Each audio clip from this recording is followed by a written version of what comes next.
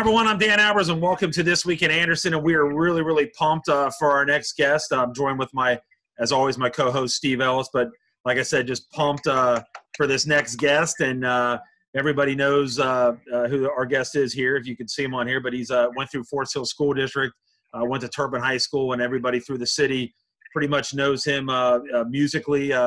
Dan Varner, part of the Dan Varner Band. And Dan, awesome, man. Yeah. Thanks for joining us. Hey, man, what a pleasure to be here with you two. Two local celebs in themselves, Mr. Steve Ellis and Dan Albers. Honor, my honor. Well, we really appreciate it. And, we try to just kind of let everybody know, kind of centralizing this about Anderson Township and growing up. So talk a little bit about it. You went through the whole Forest Hills and Turpin, I believe, Turpin High School. Talk a little bit about growing up through the Forest Hills School District in Turpin. Well, yeah, absolutely. Well, first of all, what a great place to grow up and raise your children in Forest Hills. I moved here, I was 7 years old, first grade. Oh, wow. So I used to live, through kindergarten, I went to Mount Washington. And then obviously for school systems, my parents thought it might be better to move out of the city. And or I would have went to Withrow, which would have been fine. I had a lot of cousins that went through there, but moving to Anderson Township, grew up in a subdivision called Pinehurst on Eglinton Street. Yeah. Mm-hmm. I was 7 years old, moved in there, and I went through Wilson. And then junior high back then was Forest Hills Junior School. Wow. You remember that? Wow. And that was the same concept as they have now. It was all 6 elementary schools going to where the Forest Hills Junior School, like Nagel is now, and then separating to Turpin Anderson. Wow. And then from there, it's a full circle, man. We're back at it again. And now from there, we went to Turpin and graduated in 1999. There you go. 1990. Yeah, talk about that too. Steve and I, obviously, and you are too, big sports guy and everything. Talk about like that with the sports wise, what kind of sports you played at Turpin and the things that you were involved in at Turpin High School. Oh, absolutely. I was a 3-sport guy, and I'm a firm believer if you can get your children to do 3 sports. I know it's a lot harder these days to do so, especially with coaches focused on their sports and obviously the pressure to win that's out there for the coaches. But for me, it was 3 sports. It's always been 3 sports: football, basketball, baseball. Wow. I grew up. I actually started out playing soccer, 5th grade, 6th grade. I made the switch over to football. So on to Turpin, I got to play with some amazing athletes. Coming as my freshman year, Turpin they were rolling pretty strong. The senior year, they had some great ball players in every sport. I remember Chris Newton was a senior when I was a freshman. Just a lot of good ball players, and Newt was one of the best and a great mentor and role model to learn from and follow. But football, basketball, baseball, all the way through. I think I ended up with 8 letters. Dang, man. 3 football, 3 baseball, and 2 basketball. I was very blessed. No injuries until going into my senior year, and I got injured more in basketball than I did anything. Basketball to me was more of a full contact sport. I mean, I grew up, think about those with Lambier. Lambier was my idol. Sure. Yeah. Yep.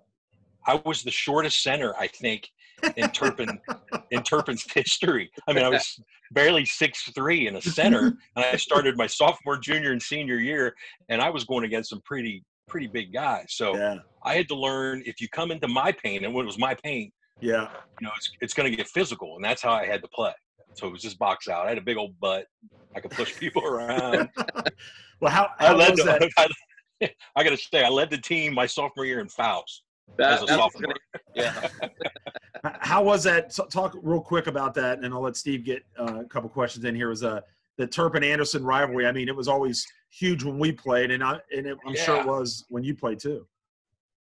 Yes, absolutely. Because of the Forest Hills Junior School, we went to school with all those guys for 2 years. They were some of our best friends.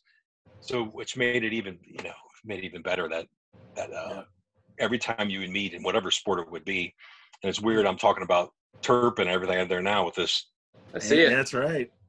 With a Right. tat, and we can talk about me switching, jumping tracks here later. Right. But the rivalry is what it is. It's your buddies. It's your buddies you're going to see after school on the weekends. You hang out with, all the jawing, all the back and forth. To win King of the Hill. King of the Hill was everything back then, man. It really right. was. Anderson and McNick, it was just great, and that's all you wanted to do with every sport that I played was King of the Hill, King of the Hill, King of the Hill. Totally agree on that one. Yeah, I remember Loved coaches saying, like, when you see your kids from Turpin, when you see them in the mall, you get to brag about beating them and stuff like that. Forever. Yeah. Forever. I still That's see it. all my buddies everywhere. They come to my shows, and we rip on each other about how we're playing against each other. Hey, we beat you my senior year. Our biggest my junior year at Turpin, we won 2 games. 2 games. Guess what? We were King of the Hill. No way. Anderson and McNick were our only 2 wins my junior year football season. Not a bad trade-off. way. Saved our season. Yes, sir. Totally agree on that one. That's But good. hey, Dan, let's fast forward a little bit to where you're at today, and how did you get started with playing in the band? How did you start your band? Did it start in high school? Did it start how long after high school? How did that take place? Steve, I get that question a lot in a lot of radio interviews that I do. It's weird. I always played guitar. I taught myself to play guitar in junior high. My dad always played. My parents always had parties. My dad was the youngest of 12, so we had a lot of family members coming over in and out. They'd all play guitar. They'd all sit around and play. So I was that kid sucking it all in, man, just absorbing it all. Like, I want to be there someday, not professionally, but just to have fun. So moving on through high school, we played a little bit with some friends, but I was all about sports back then. And then, especially early on in high school, and then later on in high school, I was all about sports and chasing girls around. Girls, that's right. Yeah, right.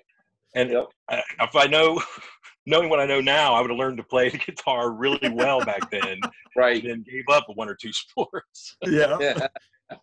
But and then through college, I went to college at University of Findlay. I played football, small D2 school, and we had a pretty good football team. But it was all still back then, sports, chasing girls.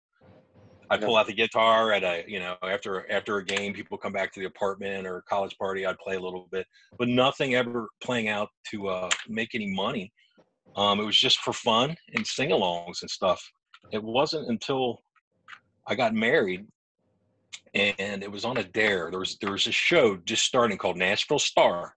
Yeah. I don't know if you guys are familiar with that. It was kind of like when American Idol first came out, Nashville Star, the country version of it. And there was tryouts down at Annie's, which I'm like, Annie's, I love Annie's. You hang out there on Sunday Night Fever, the disco night. Yep. So sitting around talking with my wife and a bunch of friends, it was kind of like a dare. Like, hey, why don't you guys go down there and try out for it? And a few of my buddies, you guys probably know Todd Sledge. You're familiar with that name. Another big Turpin name. Yeah. Yep. He likes to sing. We used to do karaoke all the time. After softball games, we all played together. We'd go to Lebo's karaoke. So I'm like, hey, let's go down there. I can sing karaoke. So 2 months later, I'm in the finals of that, and end up taking second. Wow. Nice. Yeah. That's pretty cool. Yeah, that's how it really got started to push me. And my grandma at that time said, you know what? She's like, I'll back you for your equipment. Why don't you go out and buy some speakers, a PA, and just give it a shot. Go have some fun. And I started that. My first show was at Tuker's, which is now Tammy's, down on Airport Road in East End. No way. Do you guys know that bar? Wow. Yes. Yep. Yeah. Great place. Be careful going down that area, but great place. And then AJ's Roadhouse hired me to play every week, every Friday. Okay. Remember AJ's Roadhouse, which is now Grove Park Grill. So every week I started playing, and the name started getting out. Other bar owners picked me up, and it just snowballed into really what it is today. So I've been blessed with having all my friends following me at first, and then gaining new fans over the year, and they still come to shows. I can't figure it out.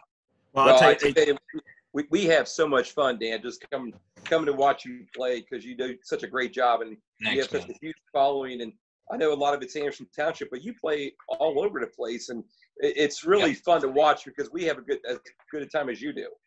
Oh, thanks, man. I really appreciate that. And that's what it's all about. I always tell the guys in the band, we're just like glorified beer salesmen, and we're there to sell beer for everybody and make everybody That's happy.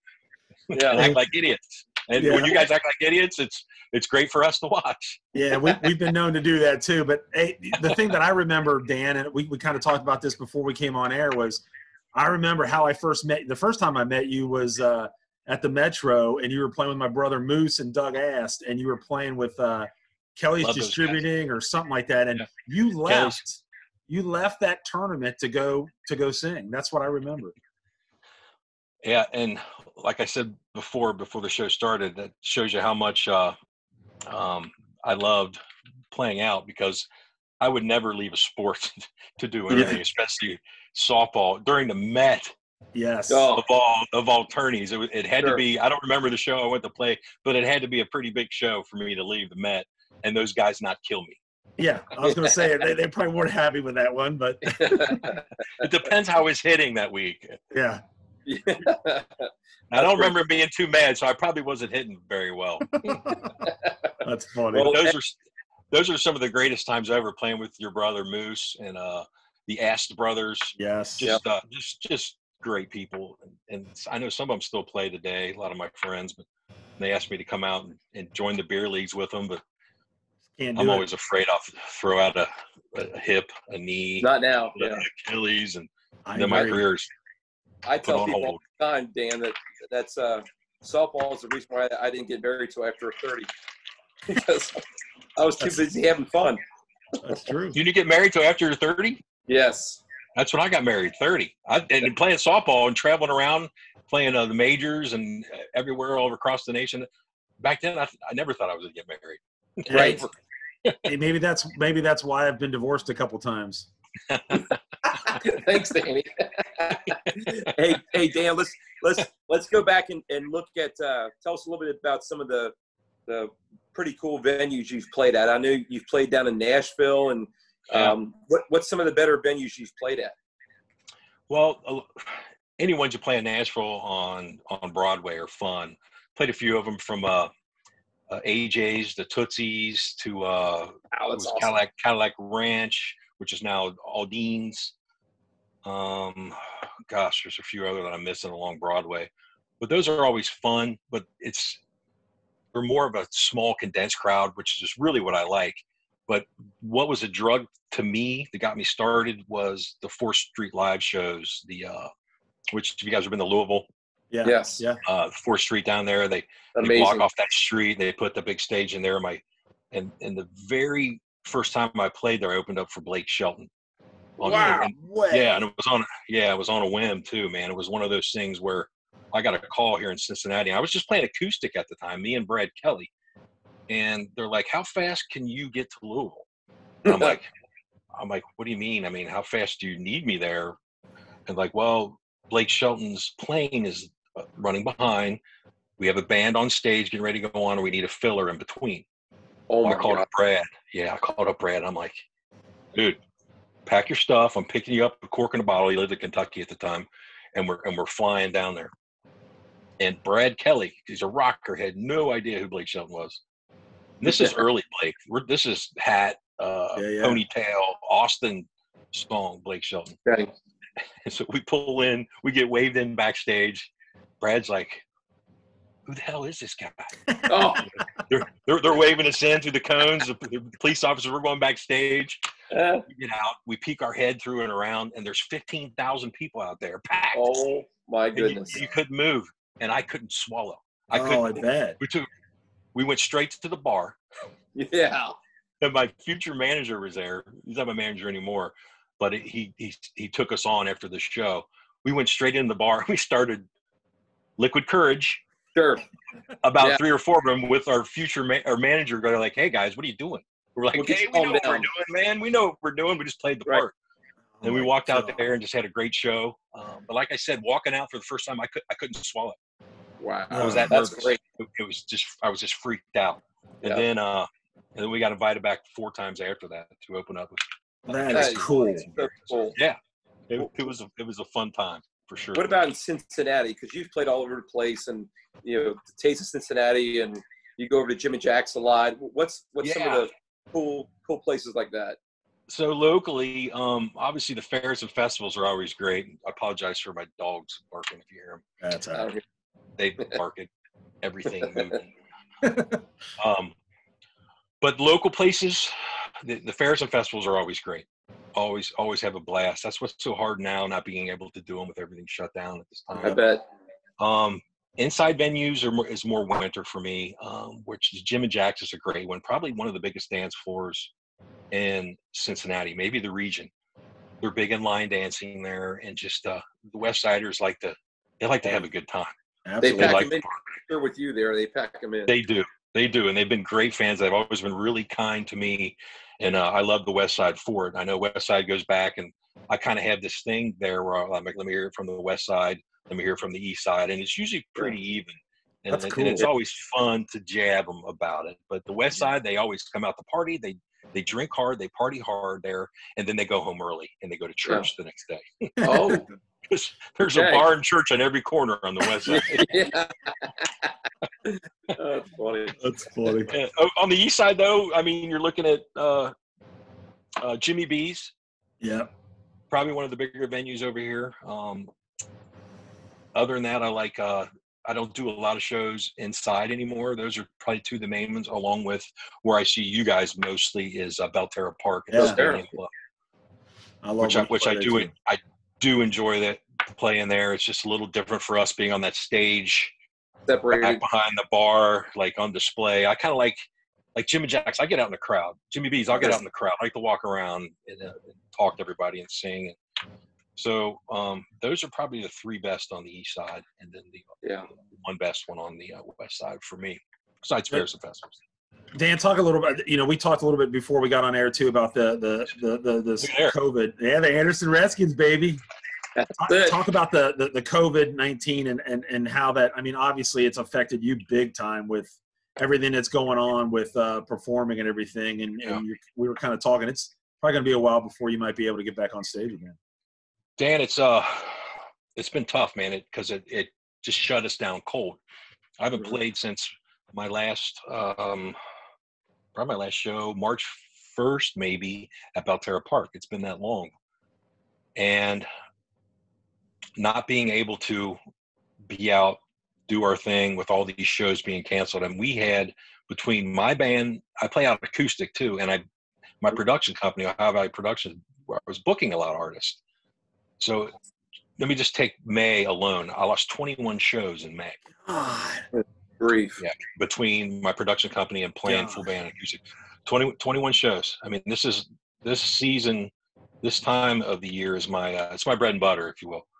Yeah. It's when we get to play the bigger shows and make a little more money and have fun with family shows. You know, my family can't come see me in a bar, my kids, but all these shows outside, you know, the players I coach, they get to come out, and it's fun for me. So it's been hard, but you know, it's been hard for everybody. So, you know, don't feel sorry for me, man. I've been blessed. As I said, I won't feel sorry for myself because I know we'll get back to normal. I just don't know when that's going to be, and that's probably the only thing that bothers me. Yeah, but you know, the one thing that you are doing during this whole thing, it's really cool. So I want you to kind of talk about it. Is your foundation, the Varner Foundation for Children and Families. Talk a little bit about that, because I think that's a really awesome thing that you're doing, and you're kind of just getting this thing started. So hopefully, you know, with doing some of this, we can get this kind of moving even more. Well, there's one thing that when everything got shut down, and I did a couple interviews where I pretty much said, you know, I could either sit down and write a song about it, or I could, you know, put on the boots and go to work and do something to help our society. And I always been real big about helping here in Anderson Township, keeping nothing against all the other national charities that people give money to. You know, I have too, but keeping money here, because we have people here in our own backyard that need help. So when that started, I started working, kind of put this organization together called Helping Hands of Anderson Township, which then partnered with IPM, Interparish Ministry, which I always did a lot of work with. And I wanted to help get their food out to the elderly, out to immune compromised individuals or families that couldn't go through their drive-through pantry. So that's where it all started for me during the COVID era.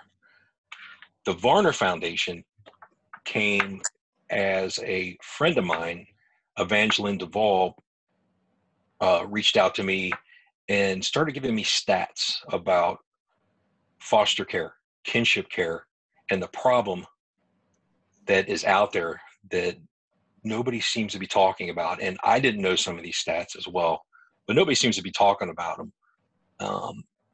So the Varner Foundation came from that. And the board, and I was honored when they said this, the board wanted to keep my name and use my name as the title. And I was like, I was flabbergasted. I was just, I don't know. I'm very proud of it. So this is going to be my new passion. But it's to raise awareness, and the awareness of foster youth and kinship care crisis is very low. And we need these, individuals and organizations and churches, they need to understand the need for it. So raise awareness, collaborate. All the organizations are out there, they're doing great things, but they need help expanding. And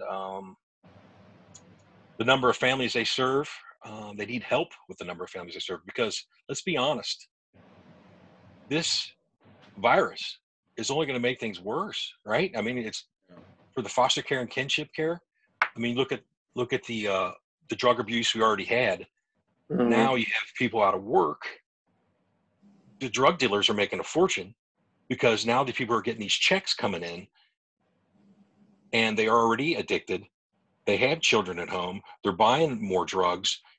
So these kids are going to start being taken away from them again. And it's either the kinship care, which is the grandparents are going to spend their retirement to take care of these kids, or they're going yanked out of their school system and put somewhere else they don't want to be.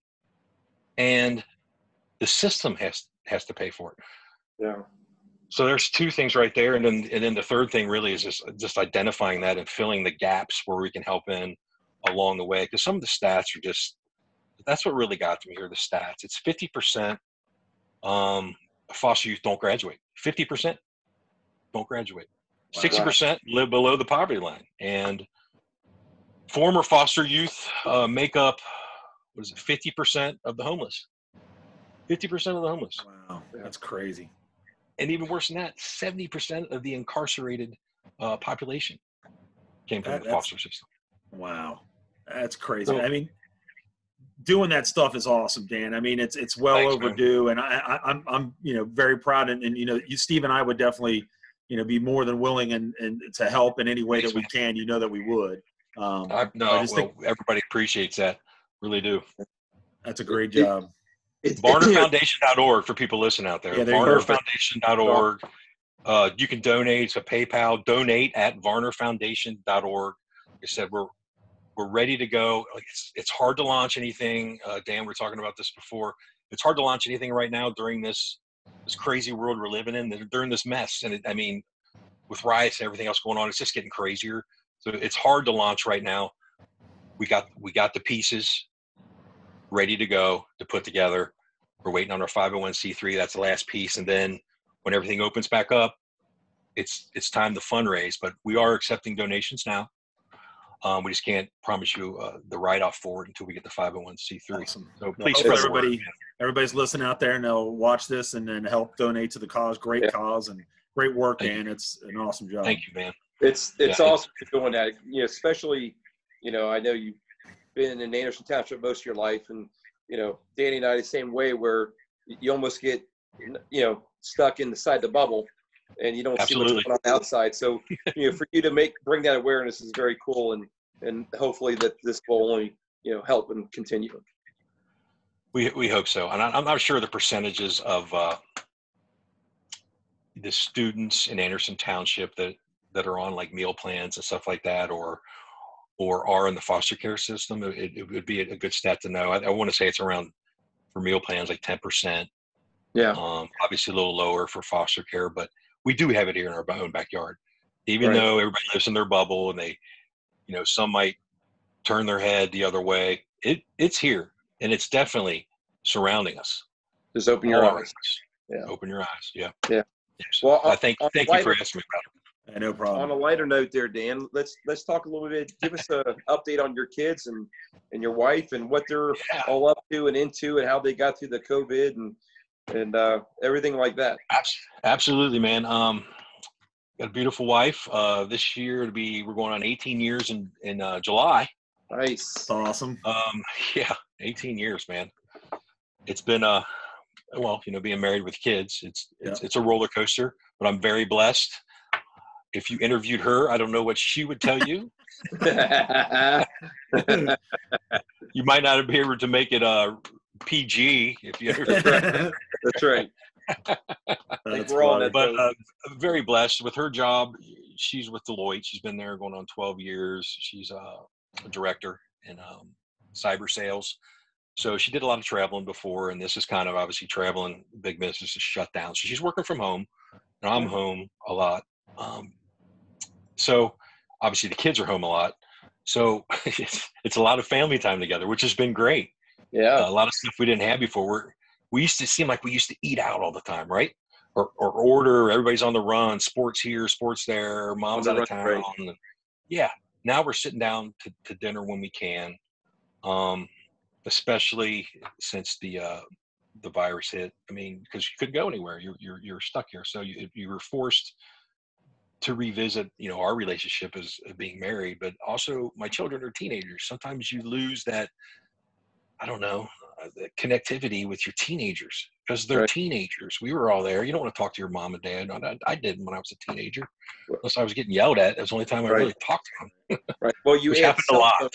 Yeah, and you add cell phones into it, so it just multiplies it. True, man. Yeah, they're buried in their cell phone or the PlayStation. Right. But thank God baseball has started. Yes. Baseball's back. I'm coaching baseball. My son's playing.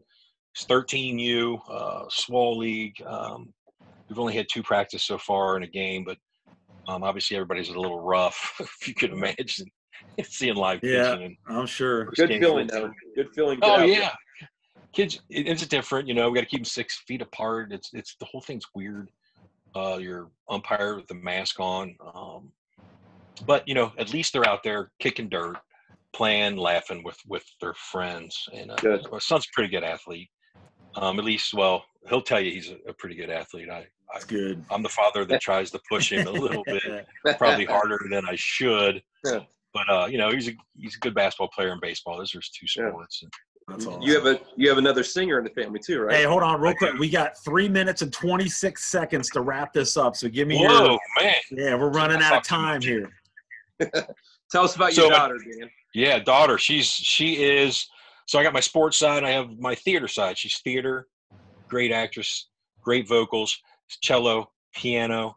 She writes her own songs. She just put on a GarageBand the song that blew my mind. She's just the other side of the brain for me and my son. Yeah. And it's really, I get the best of both worlds. I'm blessed. I got my cool. music and I got my sports and my wife. Yeah, I've been very blessed, man. So good for you. That's awesome. So we got 2 minutes and 46 seconds. I'm going to try to do this really, really quick. Real quick, if you can do this, your favorite, like your band moment, your high school moment, if you can throw that in. And then one real thing that we really want to end this on is why do you live in Anderson? Why Anderson Township? Sure. So growing up, for me, one of my favorite moments and for the band is actually playing locally where my kids can come watch me play. And I had my daughter on stage with me who sang with me. Yes. And she did harmony, and it was just one of those moments that gave me chills. And I don't get chills that very often on stage anymore. But it was one of those moments that I had connecting with her that will always be a big part of my shows and my heart. And my son, he had a game with 7 3-pointers in it at 7th grade. Wow. Junior high. It was just one of those he was on. That will always stick out with me. Nice. And then what was the last part you want? Just about living in Anderson. We got about 1:40 here. Because, that's an easy one. Because I grew up here. Yeah. All the friends, all my friends' parents that have taken me in, helped me along the way, molded me to what I am today, along with obviously my parents, the school system, the sports, the coaches that I've had growing up. Sports, like I said before, was everything to me. And then the bond that I gained with everybody on my teams, the people I played against here locally, like I said, I still talk to those people. I still see them. I moved away for a while. I went away to school, Findlay, Ohio. It was 3 hours up north. Right. When I came back, I got in sales manager before I started playing music. We lived in Madeira. I was out there for about 4 years. But I moved home when I started having kids. And I moved home for that reason, because I started having kids. And I knew that they would go through this system of Forest Hills where I grew up. And it's such a big part of me and my life and my morals. And that's what I wanted instilled in each of my children. And I'm glad they get to do that and go through it like I did. That's awesome, Dan. I appreciate it. We're just going to make it under the minute, and I really appreciate you doing this. I'm going to do the thing that you always do. Bucks. 1, 2, 3, yeehaw. Yeehaw! That's that. So, Dan, I appreciate you joining us. Steve, thanks.